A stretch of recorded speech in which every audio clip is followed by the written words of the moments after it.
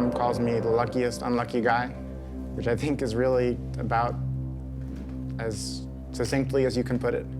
On July 29th, 2009, when I was doing my usual walk to work, get a little exercise, get some air, and just think about the day ahead,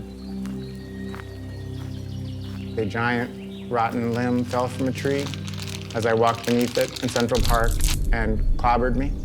What they found was it probably hit me more or less on the head. And the reason that I'm still here is amazing good luck after that moment. It's hard to think of it as good luck, but there was a doctor, Rajiv Narula, who was jogging by. He said, you know, you obviously had an arterial bleed because the blood was coming out. And that's kind of it. If nobody finds you, you bleed out, that's sort of it. So what does it mean to get around when you can't walk? Thank God there's no urine. It smells not so bad over here.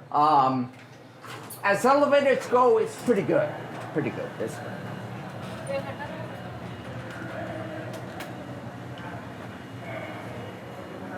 Thanks. You have to be very patient when you do this. It's not good. It's not good. This is one of the big stations in the city. 34th Street, Herald Square. Jail. This is jail. This is jail. Jail. Go ahead. So my cousin, Rosie, intrepid young reporter. Saji, you were telling me about those elevators in the subway not working, so I got my guy I work with to put in a FOIL, Freedom of Information Law request to the MTA. They sent him back a year's worth of the elevator outages from 2014 to 15, 1 year. I looked at it, I said, oh shit, this is bad. Because there were 9,000 outages, 9,000 elevator breakdowns over the course of a year. And like, that's a number that's hard to comprehend. But I started crunching the numbers. I had them in a big spreadsheet, and I said, what is that, 9,000 over the course of a year, 365 days in a year? That's 25 per day. Wait, there's like more or less 100 stations that are even accessible in the first place? So if 25 go out a day, that means like a quarter of the stations at some point during the day had an elevator that wasn't working. What? What? It's not like understood that when an elevator is out at a station, that station is off limits. It is closed for anyone in a wheelchair. But who else? It's parents with little kids, pregnant women, old people, but also young people, and any people who break their ankle and have a cane. It's delivery workers pushing a case of soda on a hand truck. It's our economy.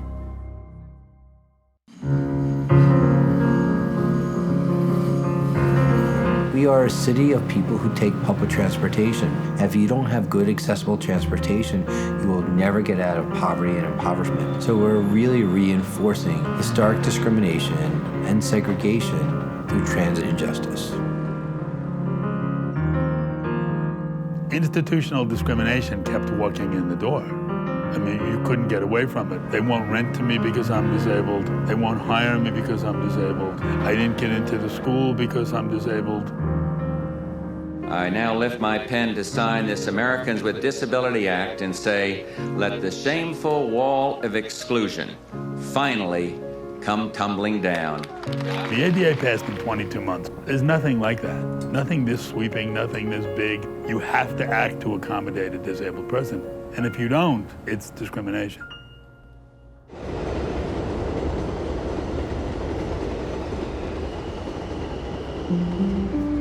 I think the entire management of NTA has been pretty bad historically. They've always treated the Bronx, and even more particular areas near the South Bronx, as almost secondary customers for the MTA. How you doing? The MTA doesn't really care. We tend to get the bottom of the barrel. All right, so here we are at the Parkchester train station. We're in front of the station right here. If you can see that in front of the station, all this space here should have been utilized when they did the reconstruction a couple of years ago. This is the area where the elevator should be. There's a plaque here. MTA, New York City Transit Authority, Parkchester Station, rehabilitated in 2012. I don't know what that means. Rehabilitated doesn't mean ADA compliance. What they do is they try to engage in legal jargon to figure out how they can avoid to comply with certain federal laws or state laws. They're very adept at it. They've been doing it for years. We know that it's mismanagement. However, we haven't been able to establish it per se because they guard their books like if it was a state secret.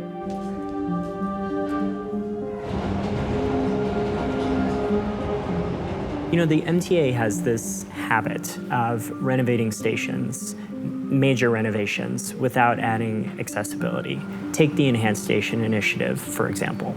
The Enhanced Station Initiative was a Governor Cuomo project to spend $1 billion of taxpayer money to gussy up or enhance about 30 stations across the system. Unfortunately, none of those stations were slated to improve elevators or any sort of accessibility components. What's the relevance for me? I don't need another picture of a dog. Seems like a big waste of money to me, this $1 billion. It's insulting for the MTA to undergo major renovations with taxpayer dollars to make a station shiny and glossy and new, and not make that station accessible for all riders. Hey, hey, MTA, we're not going to go away. Hey, hey, MTA, we're not going to go away. And we're here once again because in Judge Hagler's courtroom at 10 o'clock, which is a really simple case, it's a case that says it's time to recognize our civil rights, everyone's civil rights, to ride the friggin' subway. The MTA has not only spent 2.5 years fighting this case, gotten rid of one set of lawyers and gotten a new set of lawyers on the taxpayers' dime, but they keep delaying, not releasing documents, and insisting that they are above the law.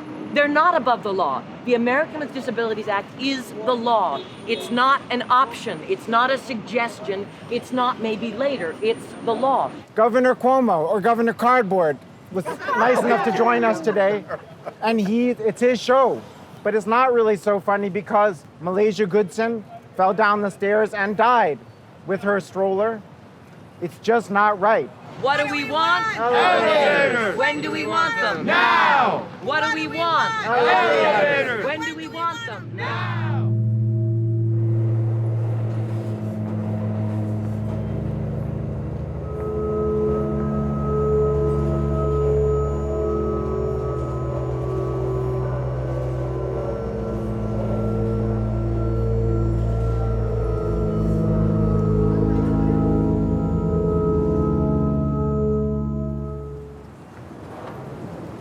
Malaysia was an excellent mother. She was always an ear for everybody to talk to.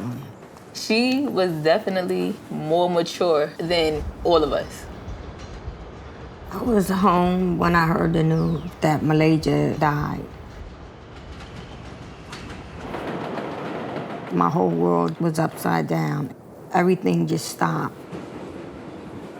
The pain that I'm going through now is a pain I didn't even think exists.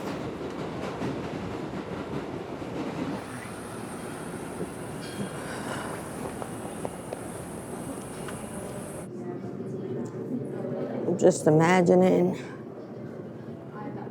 as she was going down, what was going through her mind. It's really a lot to take in. It's when my baby took her last breath in.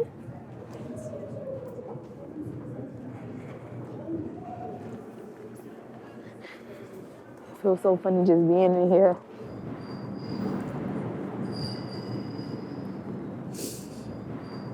Look, this is... Look at this. They need an elevator here for the same reason. It's gonna be 10 months to the day on Thanksgiving. That lady's been going.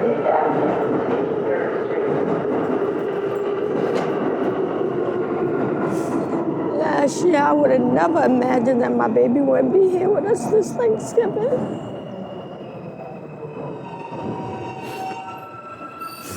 Her birthday is coming up.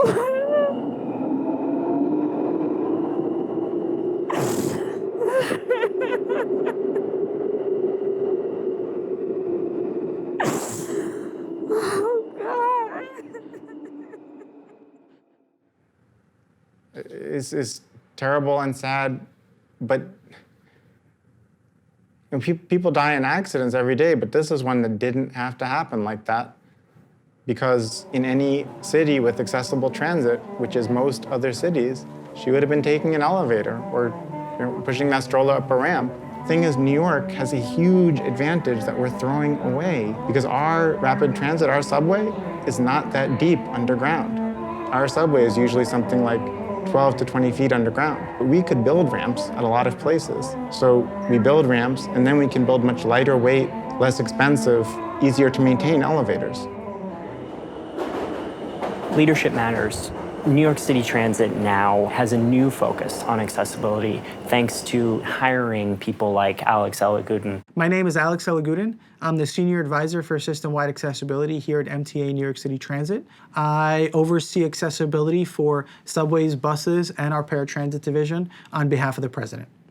I mean, having somebody with a disability working with those who are the decision makers is the most collaborative and beneficial way to get change made. Here, I'm empowering you, lead us on the push toward full accessibility.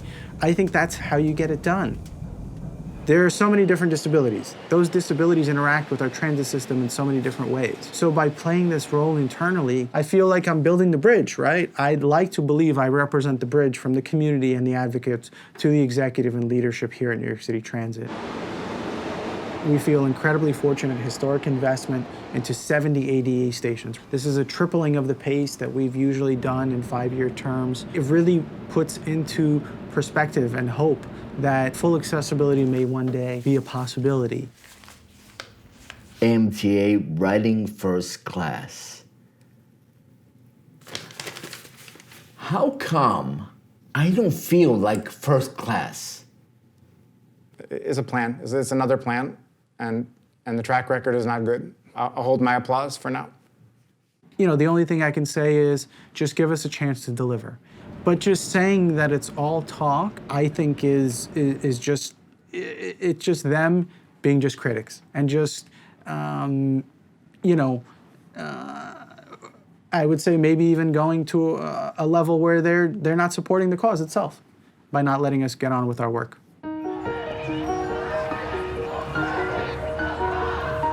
Government doesn't want to be held accountable and doesn't want to be pushed. They want to be left alone to let them do their own thing when they're getting it done. Yes, oh, yes, yes. Accountability, efficiency, and transparency are not adjectives that anyone would use to describe the MTA. There is always a lot of factors. People want to say, look, it should just be accessible, it's cut and dry, make it accessible, but it's never that, it's never that simple. Somebody has to get killed so we can do some things. We're on a collision course. Recognizing that accessibility and inclusion is in all of our best interests takes vision. People with disabilities have a right to have the accessible New York that able-bodied people have, and they just don't. When you're talking about securing people's rights, many times the last line of defense are the courts. We need something like a legal binding agreement. What do we want? Elevators! And when do we want them? Now!